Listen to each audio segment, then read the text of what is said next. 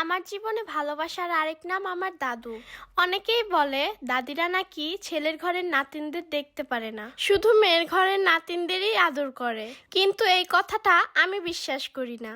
আমার জন্মের পর আমি আমার দাদুর কোলে যতটা উঠেছি, অতটা কোলে আমার মাও আমাকে নেয়নি।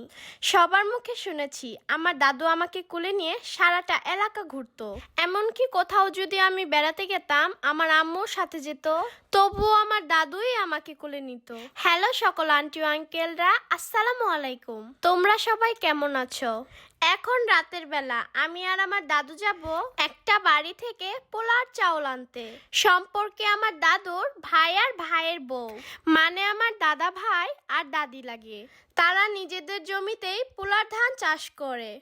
রাজভোগ পোলার চাল একদম খাঁটি পিওর আর অনেক সুস্বাদু। সেজন্য প্রতি বছরই আমার আম্মু তাদের কাছ থেকে এই পোলার চাল কিনে, একসাথে অনেকগুলো। বাড়িটা কিন্তু বেশি দূরে না, আমাদের পাড়াতেই। আমাদের এটা তো গ্রাম, তাই সন্ধ্যার পরে এত আলো থাকে না। সন্ধ্যার পরে আমরা বেশি এত বেরও হই না। বাড়িটা খুব কাছে, আর তারা বলছিল এখনই চাল নিয়ে যেতে। তারা মাপার মেশিন বের করেছে তো তাই। অন্ধকারে দাদি আর নাতিন ছুটলাম চাল আনতে।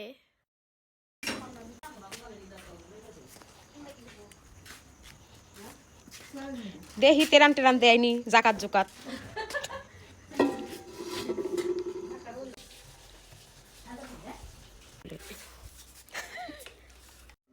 এই যে এটা হচ্ছে সম্পর্কে আমার দাদা ভাই। আমি এসেই বসে পড়লাম চাল খেতে। আমার দাদা ভাই আমাদেরকে 15 কেজি চাল মেপে দিল। আমার আম্মু বেশি চাইছিল, কিন্তু ওনারা দিবে না। এই চালের পোলাও কিন্তু খেতে অনেক মজা।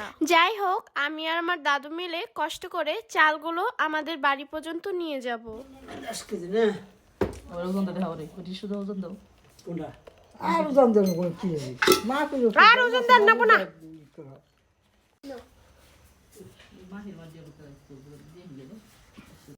এইসব কাজের আনন্দগুলো একমাত্র গ্রামেই পাওয়া যায়। চাল তো আনা শেষ, এবার আমার দাদু আর আমার আম্মু চালগুলো দেখে নিল। আমার কথার মূল্য আর শখের মূল্য কারো কাছে না থাকলেও আমার দাদুর কাছে আছে। আমি শখ করে নিজের হাতে বড়ি আচার বানিয়ে আমি আমার দাদুকে সারপ্রাইজ দিলাম। সারপ্রাইজ! এই সারপ্রাইজটা আমি আমার আম্মুর কাছে দিলে আমার আম্মু কখনোই খুশি হবে না, উল্টা বিরক্ত হয় আর আমাকে বকাবকি করে। তাই আমার সারাদিনের ভালো থাকার একমাত্র সঙ্গী আমার দাদু। আল্লাহ যেন আমার দাদুকে 1000 বছর হায়াত দান করে। সাথে সাথে ভালো থাকুক পৃথিবীর সব দাদুরা। সবাই আমার দাদুর জন্য দোয়া করবেন। আমার দাদু অনেক ভালো মানুষ। তো আজকের ভিডিও এই পর্যন্ত। সবাই ভালো থাকবেন।